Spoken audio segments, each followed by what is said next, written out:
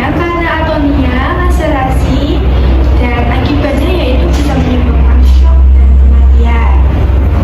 Yang kedua, pengeluaran pervaginam yang berbau busuk yang biasa ditandai dengan adanya infeksi, demam tinggi, dan logia purulenta.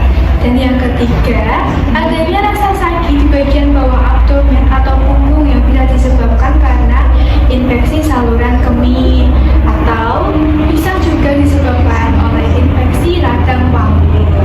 Yang keempat, munculnya sakit kepala yang terus-menerus, nyeri ulu hati atau masalah penglihatan yang tidak sembuh-sembuh dengan beristirahat dan berhubungan dengan preeklamsi, Bu.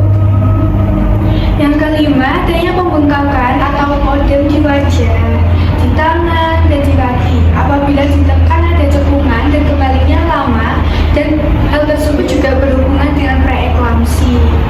Yang keenam, munculnya demam, muntah, rasa sakit sewaktu buang air kemih atau sedang berkencing.